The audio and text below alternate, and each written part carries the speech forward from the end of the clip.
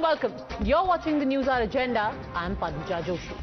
It's been 5 days since the Karnataka High Court in its interim order made it clear that till the time it hears petitions related to hijab being allowed in schools, all students will be restrained from wearing hijabs or saffron shawls or carrying religious flags, irrespective of their faith.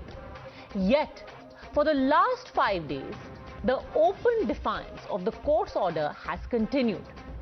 Today also, across at least 4 towns and 4 schools, children turned up in their hijabs, some in full burqa, and demanded that they be let in. In Hubli, things turned tense outside the Women's Art and Commerce College. Students and parents protested outside the gate for not allowing the students to enter class with their head covering. Things got so bad that eventually the police had to be called in to contain the situation. In Tumkur, when the children were told to return in uniform to their classes, they insisted the only way they would set foot inside is if their hijab was allowed. Eventually, when permission was denied in keeping with the court's orders, they marched away in protest amidst cries of Allahu Akbar.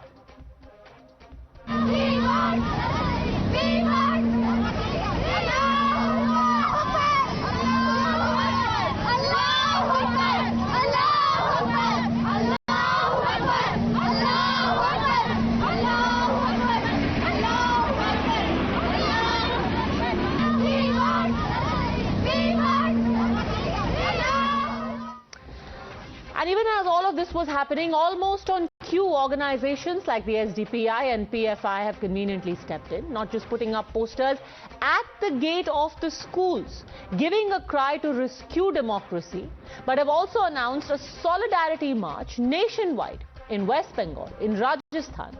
Meanwhile, leaders of the Congress have also expressed apprehension that the court hearing is deliberately being dragged out to ensure that it carries on long enough to influence polls across 5 states. देखिए, ये political motivated है, इसको जानबूझकर बनाया गया है। ये लगातार एक के बाद एक इशू बनाएंगे। हर इशू लव जिहाद हो, ये हो, इस तरीके से बनाते जाएंगे। इनके पास कोई चीज नहीं है। आज देखिए, कर्नाटका स्टेट का बजट सेशन चल रहा है, लेकिन इनके पास एक अच्छा बजट तक ये लोग प्रिपेयर नहीं कर सके। अब लोगों को भड़काने के लिए, लोगों को डाइवर्ट करने के लिए ऐसे मुद्दे लाकर मुसलमान को एक सेफ गोट की तरह इस्तेमाल कर रहे हैं। कि जो इसको पॉलिटिसाइज करना चाहते हैं और लोगों को भड़काना चाहते हैं, उनको मैं यही कहूंगा कि भड़काइए मत। ये हमारा एक सिस्टम है देश में, कोर्ट्स को रिस्पेक्ट कीजिए। और हाई कोर्ट के चीफ जस्टिस इस सवाल पर वो देख रहे हैं क्या लीगल है, तो इतना जल्दी क्या है इनको स्टेटमेंट देने में। तो मैं मानता हूं ये हमारे एक प्रजातंत्र है, डेमोक्रेसी है, हमारे इंस्टीट्यूशंस हैं, कोर्ट के इंस्टीट्यूशंस हैं, उनको रिस्पेक्ट करें, ना कि इलेक्शन के टाइम पे लोगों को झूठ बोलकर भड़काएं। Which makes one wonder, when the Karnataka High Court's orders are explicit when it comes to the wearing of any religious marking, any kind of head cover, what explains the continuing defiance? Who is responsible for provoking a standoff where the children are the primary, in fact, the only losers? You're watching the News Hour at 10, debate number 1 on Times Now, Super Prime Time.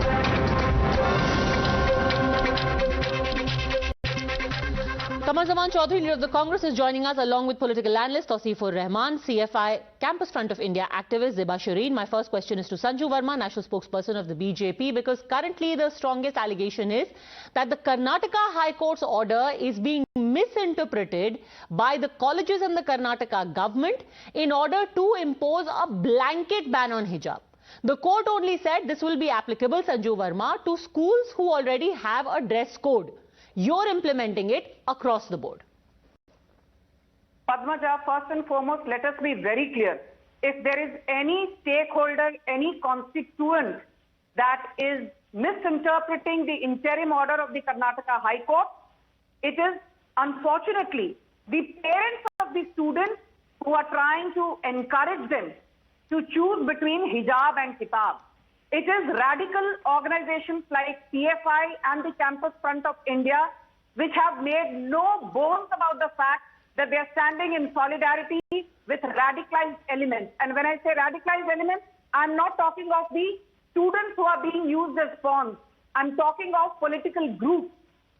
If anybody is misinterpreting the order, it is Devdutt Kamath, it is Ravi Verma Kumar, it is Yusuf Muchal. These are the three lawyers who are standing for the practitioners who are speaking in favor of hijab, and all these three lawyers are active members of the Congress party. Okay. So anybody with even an iota of common sense can see that this is completely a politically motivated conspiracy, A, to malign India, B.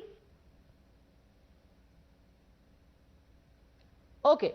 Your audio seems to have suddenly gone off. Let me get in Zeba Shireen. Zeba Shireen, the Karnataka High Court was very clear in what it said. Pending consideration of these petitions, we restrain all students, regardless of their religion or faith, from wearing saffron shawls and connected matters, scarf, hijab, religious flags, or the like within the classroom. Then why is it that children are being constantly pushed into a confrontation with their schools? See, the situation here in Karnataka is very clear that the court itself has said that court itself has suspended the fundamental rights of its students and told them not to wear a religious practices, not to practice any religious dress code inside the institution till their court give the final verdict. But the thing is here, the students itself has considered themselves not to sacrifice their fundamental right and not practice their religious dress code inside the institution. So they have themselves restrained themselves from getting into the colleges. So Zeba, Zeba, if I'm understanding you right, you're basically saying that you will consider your beliefs above what the court has said. Okay, Advocate Devdutt Kamath has already stated that both the things are very essential to every citizen, and it is ensured by the Constitution. So don't you understand that practicing a religion, practicing inside an institution, a workplace, inside a country, and also to get education is very fundamental for every That is true, Zeba, but isn't the court supposed to be an interpreter of that very Constitution? Who is going to interpret the Constitution? We are going to go by what the court says, right? What the court has decided is, what the court has given as an interim verdict is not to practice religion until the court has given the final verdict. The students have not worn the hijab and went to the colleges. They have restrained themselves from not wearing it, from not going practicing inside the colleges. They are still protesting outside the streets. Padmaja, may I? No, but they are insisting, just a second, the students are insisting that we will go in only when our hijab is allowed. The court is saying, please do not insist on wearing the hijab. So, in insisting on this, aren't you then defying what the court has said? Now, the court is telling that not to practice a religion inside the institution until the final verdict is coming. Exactly. So, the students have not violated the verdict, the interim verdict of the court. So, until the final verdict is there, don't wear the hijab. That is what the court has said. Yeah, but it is an essential practice. It is the right of a citizen to wear or not to wear a hijab. It is their freedom of choice. Their freedom of choice of the students protesting out there to wear or not to wear hijab, or not to go inside wearing a hijab, or not or but wearing. Zeba, I am asking you a very straight question. The court has said explicitly, till we give a final verdict, don't wear your hijab or saffron shawl to school. Then how can the children still insist? The court is explicit till we give a final verdict, and the final verdict hasn't come. So on the 16th of February, according to the court, you cannot wear your hijab to school. I can clearly understand your question, and I'm coming to the point that the students are upholding their right to wear hijab because they think that it is essential for their life. It is essential for them to practice, and it cannot be sacrificed even for a minute. they shall have the right to practice the religion and also to get education at the same time. Okay, quick response from Sanju Verma, then I'll get in the others. Yes, Sanju Verma. Okay. The children make this Padmaja. choice. It's a choice. Padmaja, my line got cut. Thank you. I just first quickly want to say one thing. Various Islamic scholars have on the record on Times Now itself clearly said that wearing hijab is not an essential practice within Islam. Point number one. Point number two. Which scholars are coming to May I please? Which media? It's not your turn. No, Padmaja, Just a second. Tawseefur Rahman, please let her finish what she is saying. And again, I would request you, Sanju Verma, please let's not go off onto a tangent on what Islamic scholars say, because that is for the court to decide. Let's please stick to today's topic, which is very specifically the Karnataka High Court order and the defiance thereof. We'll stick to the issue. None of us are scholars, none of us can decide, so let's stick to the topic. Yes, go on. Padmaja, please. The earlier panelists did not stick to the topic. Do not tell me what is within the gambit of the topic or not. I know what the topic of discussion is. Yes, the topic of discussion is when the Karnataka High Court has said that this is the order, is it okay to violate it? That is the topic. No, so let me have my say, because the earlier panelists went off tangents, so please do not be patronizing towards me. I know what I need to say, and I will not have you dictate me what I need to say. No, I will decide what is the topic at hand, so please let's stick to the topic, otherwise we'll go off on all tangents. Please. Yes, so you don't dictate my response. No, I will decide what is the topic, so please let's stick to it. Thank you. You decided on the topic, I am deciding on my response. Yes, my go on. response is simple, and it is this, Padmaja. If you notice from day one, there has been a constant goalpost. First they said, if it is within the fundamental right, and somebody says that the right is not absolute, we will listen. Various people said, experts said, court said that beat Article 14, Article 15, Article 25, no right is absolute, it is subject to public order, morality and health.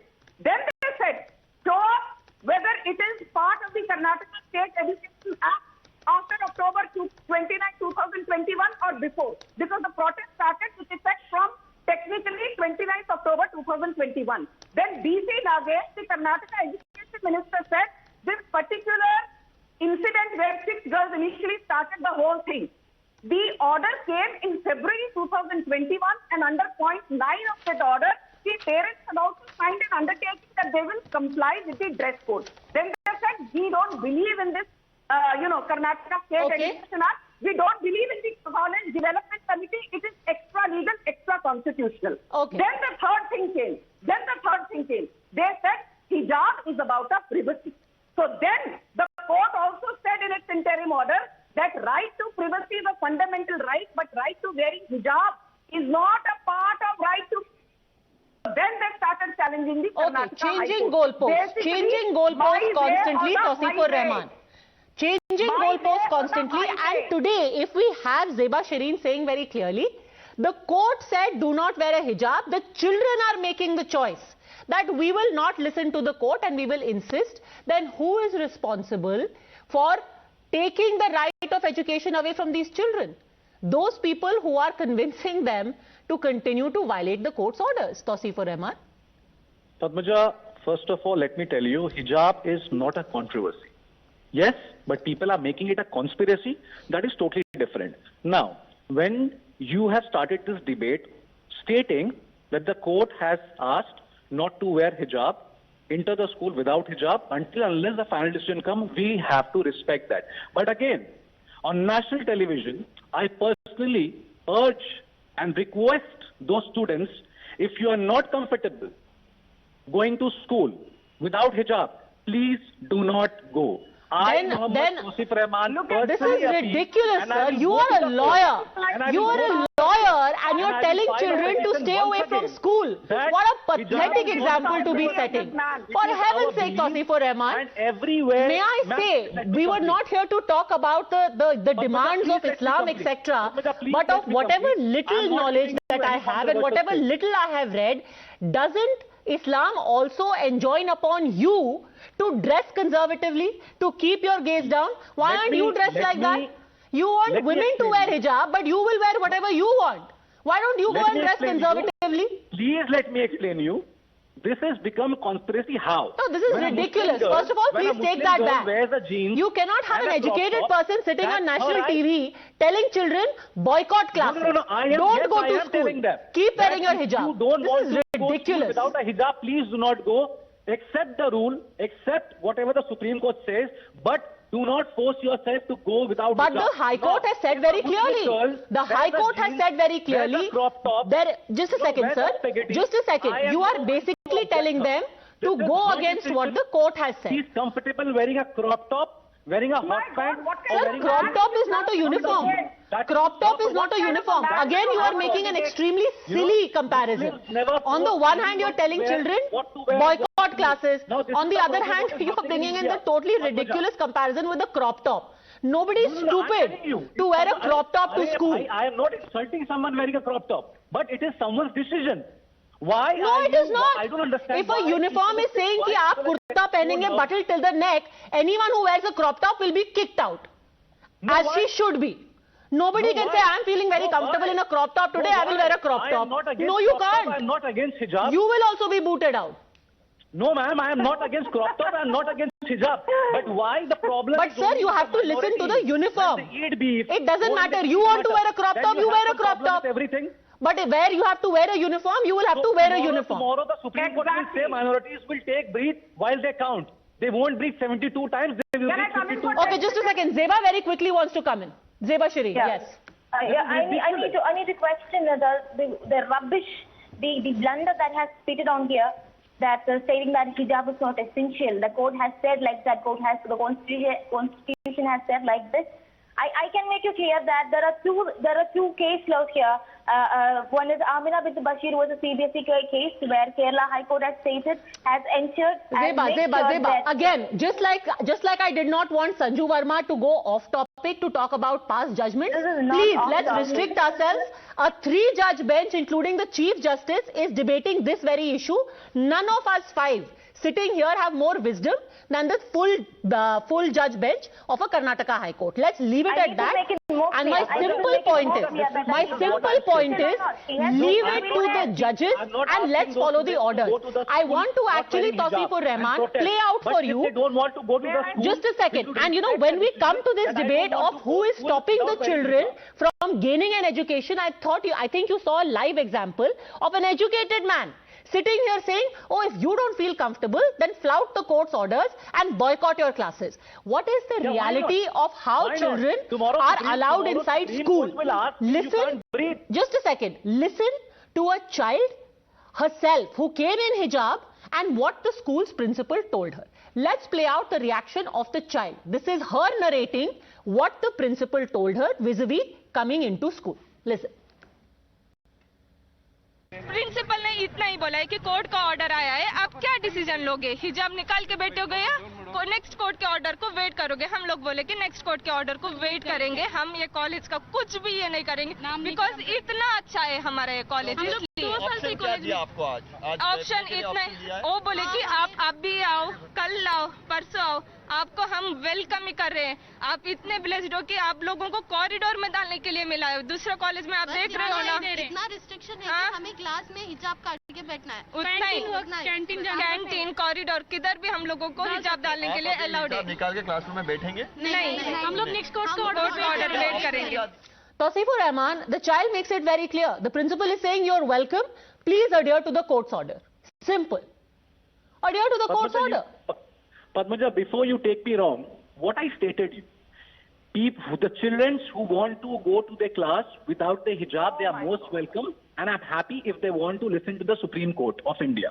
But it's not the Supreme Court, by the way, it's Karnataka High Court, but go on. What is the okay, Karnataka High Court, but if a child is not comfortable going to the school without wearing a hijab, I will personally see to it, I, Mohammad Tawseefur Rahman, will file a petition again if the judgment comes that people should not wear hijab. I will go personally, because this is not done. We are living in India. If someone wants to wear a saffron scarf, but nobody can wear a saffron scarf. You're missing the point.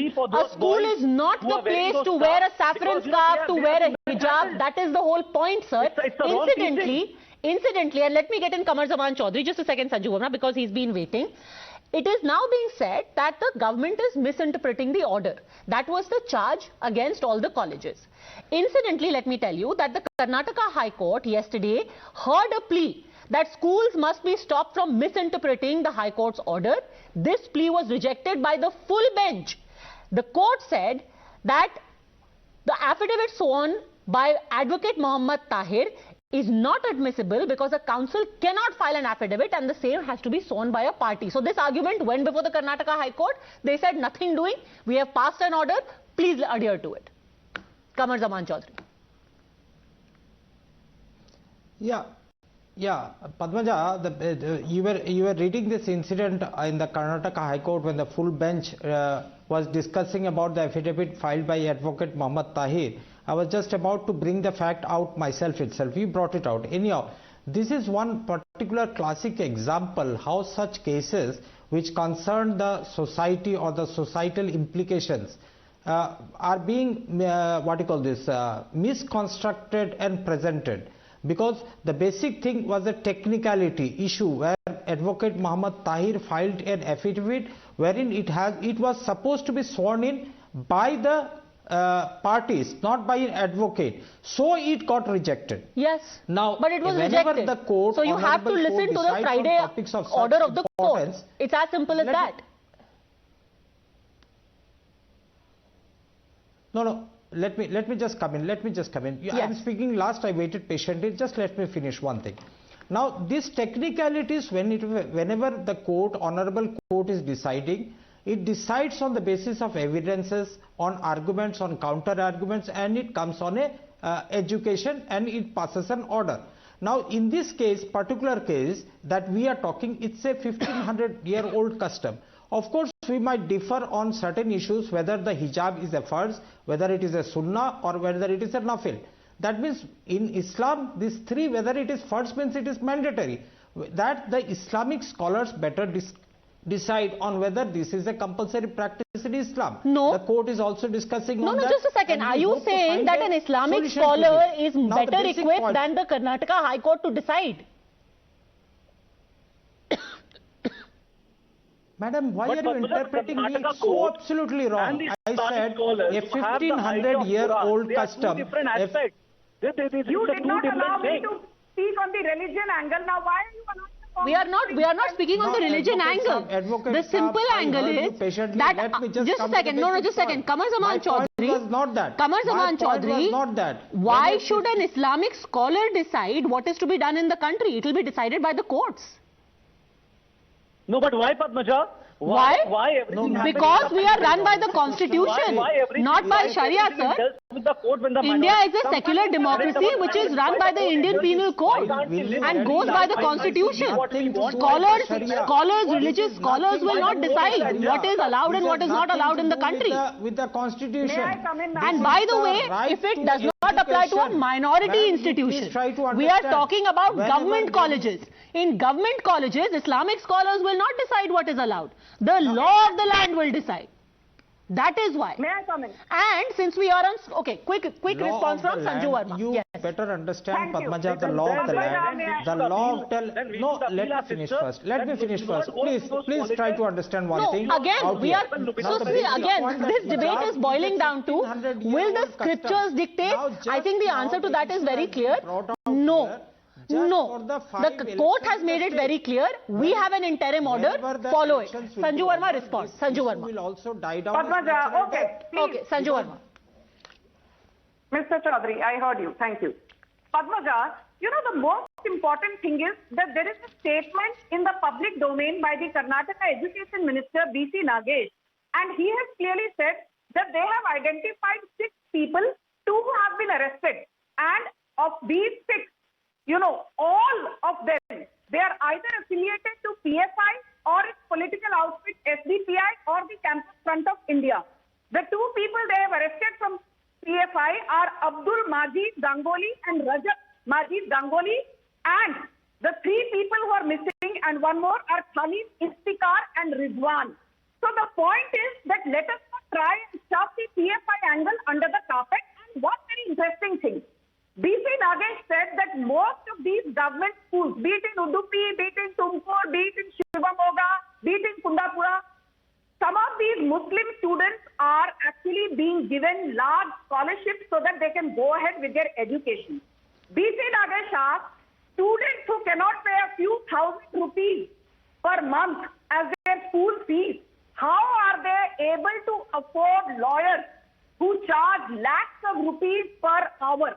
Which means that this is not just about school children anymore. Okay. This is not about education anymore. And I will end by saying one more thing. There is this Congress leader called Shakil Ahmed. He was a member of parliament from the Congress in the 12th and 14th Lok Sabha. And today he is the official spokesperson of Congress from Bihar. He is saying, ये सारा षड्यंत्र मोदी जी ने रचा है क्योंकि 5 राज्यों के चुनाव तक ये हिंदू मुस्लिम का मामला गर्म रहे और बीजेपी को चुनाव में फायदा हो. Qamar Zaman Chaudhary. The fact that the Congress leader is actually Padmaja, blaming the BJP openly. Okay, while Kamar Zaman Chaudhary will answer on the political aspect, I don't really think we can attribute motives to the students and them being represented by lawyers. A lot of these lawyers also work pro bono. People like Sanjay Hegde are representing them and maybe waiving off fee. We are not entirely sure of that. So let's hold back on suggesting a conspiracy there about how children are affording these lawyers. But Muchal is a Congress member. Well, they may be, but it may be a pro bono case. Just try to understand. Kamar Zaman Chaudhary respond. Other side also. Padmaja, Kamar Zaman Chaudhary, let Kamar Zaman Chaudhary respond about the Congress angle. Let yes. me complete my point out here. Please let me complete. Please let me complete out here. Sanju Verma and her ecosystem will always try to vilify the Congress party and other political parties which are anti to their ideology, political ideology. She said a few minutes ago that the lawyers representing those girls are from the Congress party. Incidentally, you will find hundreds and thousands of BJP lawyers also representing the ecosystem in the courts. So we never brought that point out.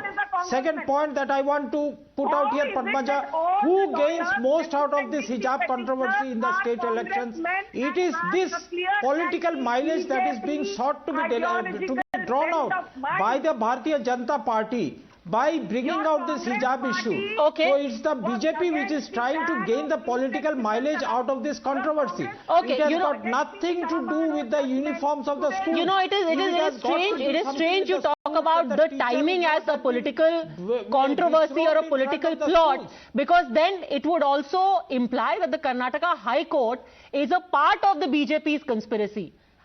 Surely you're not implying that, Kamar Zaman Chaudhary, are you? That the Karnataka High Court is also involved with the BJP. I never said that. I never said that. I said the court's decision is always influenced on the basis of the evidence, on basis of empirical evidence, on the basis of arguments and counter arguments. He never says it is being dragged out, etc. Before I go, you know, although technically we should not go by what religious scholars are saying. We should go by law of the land. But for those who believe that religious voices are the ultimate authority, I want you to hear what the Imam of the Jama Masjid in Bengaluru also had to say about the current confrontation. Listen to him. Court में मसला चल रहा है, जहां जिस तरह से court ने हिदायत दिए हैं उस पर आप अमल कर लें, फिर उसके बाद इंशाअल्लाह जब फैसला आएगा तो सबके लिए आसानियां पैदा होंगी. So Tausifur Rahman, if you want to go by religious voices, at least pay heed to the Shahi Imam. I'll just leave it at that. Let's just hope that the children who are caught in the middle go back to their classes, go back to their exams. They should not lose out because of whatever these warring ideologies are. Thanks very much, both gentlemen, Sanju Verma and Zeba Shireen, for joining me.